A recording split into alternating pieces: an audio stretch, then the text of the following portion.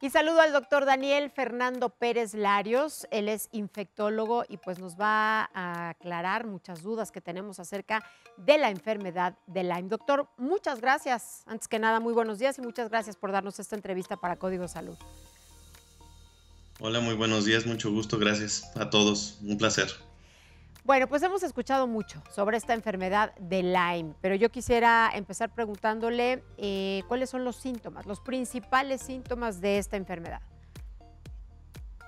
Bueno, la enfermedad de Lyme, uno de sus principales problemas es que los síntomas pueden ser muy variables, Ujú. pero tenemos que tener en cuenta que dependiendo de las fases de la enfermedad, vamos a tener diferentes manifestaciones. Las principales en una enfermedad temprana van a ser algo que se conoce como eritema migrans o eritema migratorio. Esta es una lesión que nosotros vamos a ver que es como un enrojecimiento y un abultamiento en la piel. Esto se genera una vez de que la garrapata nos picó y este es el principal síntoma temprano de la enfermedad. Posteriormente puede haber algunos síntomas generales como algo de fiebre, de cansancio y dependiendo de los estadios de la enfermedad, si es localizada, si es temprana diseminada o ya tardía, puede afectar diferentes sistemas entre lo que sería el corazón o las articulaciones en la etapa, digamos, temprana diseminada y en la etapa tardía es cuando ya tenemos más problemas neurológicos o artritis, que puede ser una artritis migratoria. ¿Es una garrapata nada más la que contagia la enfermedad de Lyme o son varios tipos de garrapatas, doctor? En realidad son varios tipos de garrapatas y esto va a depender mucho de la localización geográfica en donde nosotros podamos encontrar estas garrapatas.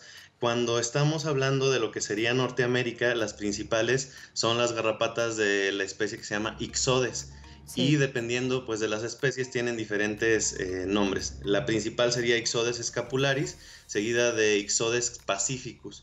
Y en Europa tenemos otro tipo de garrapata que se llama Ixodes ricinus. Entonces, dependiendo de la zona en donde nosotros estemos atendiendo a los pacientes, vamos a tener que tomar en cuenta que diferentes especies de garrapatas pueden transmitirnos esta enfermedad. ¿En qué animales se encuentran estas garrapatas generalmente? Generalmente se encuentran en los venados. Entonces es muy común que Venados. nosotros tratemos exactamente. Nosotros tratamos en la historia clínica de tratar de indagar acerca de algunas actividades que se asocian más a poder contraer esta enfermedad. En los libros comentan que es muy frecuente esto de el campismo, de escalada o las Sí, personas que practican la jardinería porque son los que están más en contacto con más los lugares en donde expuestos. pueden estar estos pequeños animales. Exacto. A ver, doctor, explíquenos algo. Los primeros síntomas de Lyme suelen aparecer ¿cuánto tiempo después de que te pica la garrapata? Pueden aparecer regularmente dentro de las primeras semanas hasta un mes después de que nos picó la garrapata. Esta sería la etapa temprana localizada. Sin Ujú. embargo, hay que tener en cuenta que en algún porcentaje de las personas, que no supera el 30%, se pueden ver estas, digamos, manifestaciones de una enfermedad que sería diseminada pero temprana sin tener el antecedente de esta lesión en la piel que les comento. Y cuando esto pasa, pueden pasar varios meses hasta que nosotros tenemos las manifestaciones clínicas. Claro. ¿Y cómo se trata la enfermedad de Lyme? ¿Cuál es el tratamiento? ¿En qué La consiste? enfermedad La enfermedad de Lyme consiste en el tratamiento antibiótico en el caso de que tengamos una infección corroborada y en el tratamiento de los síntomas. El tratamiento antibiótico, nosotros escuchábamos en la información que nos mostraban al inicio, puede ser a través de doxiciclina y en algunos casos cuando no se puede utilizar esta se dan tratamiento con cefalosporinas Bien, o o sea, derivados pues de la penicilina. antibióticos. Y Sí. penicilina principalmente, como usted menciona. O sea, que una persona que es alérgica a la penicilina y tiene Lyme, ¿con qué se le puede tratar? Es importante también, y qué bueno que lo mencionas, regularmente la mayoría de las personas que comentan un antecedente de alergia a la penicilina, con el paso del tiempo va disminuyendo esta respuesta antigénica. Y los medicamentos que son derivados y no son tanto penicilina, por ejemplo, amoxicilina o en este caso algunas cefalosporinas, tienen mucho menos el riesgo de hacer una reacción cruzada a las penicilinas. Cuando no tenemos esto, pues el tratamiento es de combinación y son esquemas mucho más difíciles que incluso pueden tener que usar medicamentos que son inyectados. Bien. ¿Qué tan importante es tratarse Lyme en etapas tempranas y cuáles serían las consecuencias de hacerlo en etapas tardías? Sí, la enfermedad de Lyme pareciera una de estas enfermedades que puede impactar más en la calidad de vida de las personas. Ujú. ¿Por qué? Porque muchas veces nosotros lo que podemos encontrar es que si no se tratan de una forma inicial, los síntomas que se presentan en una etapa posterior, en una enfermedad tardía, muchas veces son síntomas que son muy vagos, que involucran principalmente el sistema nervioso periférico principalmente, y nos pueden dar estas manifestaciones como de debilidad, de Cansancio. entumecimiento, de sensaciones de hormigueo, cansancio, exactamente. Se ha asociado mucho incluso a una enfermedad que todos habremos escuchado, que es el síndrome de fatiga crónica. Sí. Incluso puede haber como una sobreposición de estos síndromes. Por eso es muy importante el identificarla de forma temprano para tratar de disminuir este impacto en la calidad de vida. De acuerdo. ¿Una persona con enfermedad de Lyme puede donar sangre?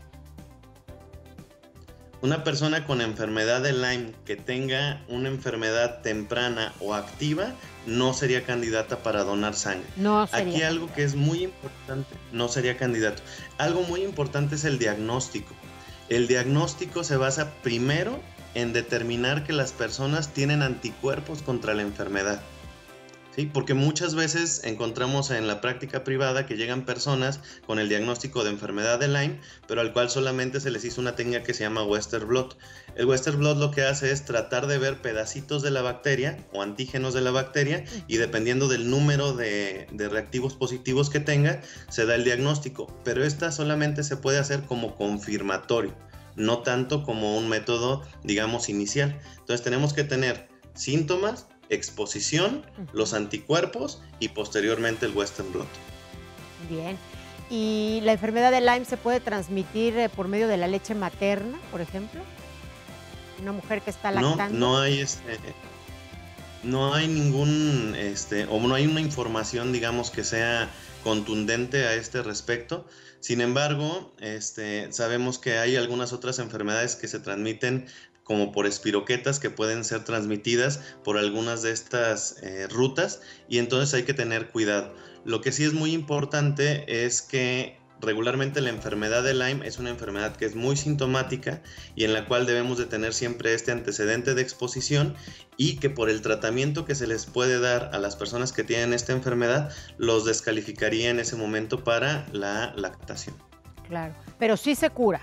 Eso ya está comprobado. Si se trata, si se toma el tratamiento en tiempo y forma, ¿no? Y de manera adecuada y tempranamente, se cura el Lyme. Pudiera llegar a curarse. En las etapas posteriores hay algo que incluso está teniendo un poquito de auge que se llama el síndrome post-Lyme, ¿no? Es ¿En estas qué consiste? características que llegan a tener las personas, son características en donde las personas quedan con esta sensación de cansancio crónico, de debilidad, de alteraciones en la sensibilidad, un poquito de alteraciones en la memoria. Y es aquí donde no sabemos si es una infección crónica que Ujú. como se aloja en el sistema nervioso central no penetran los antibióticos o se trata ya de algún daño que tuvo que haber en donde se involucra el sistema inmunológico de las personas. Entonces, Claro. en una gran proporción, en una enfermedad temprana se cura, pero conforme vamos avanzando a enfermedades más tardías, es más difícil el curarla. Por eso es tan importante, pues, diagnosticarla a tiempo, ¿verdad? Si uno empieza a sentir los síntomas, si uno tuvo contacto, como usted bien mencionó, pues, con este tipo de venados, ¿verdad? De lugares, ciertas zonas, tiene uno que irse a diagnosticar de inmediato para evitar llegar a todo esto que usted nos acaba de comentar. Personalidades muy conocidas, me atrevo a mencionar algunos de la farándula, como Thalía, por ejemplo, como Avril Lavigne, como Justin Bieber, desafortunadamente tienen la enfermedad o han tenido la enfermedad de Lyme.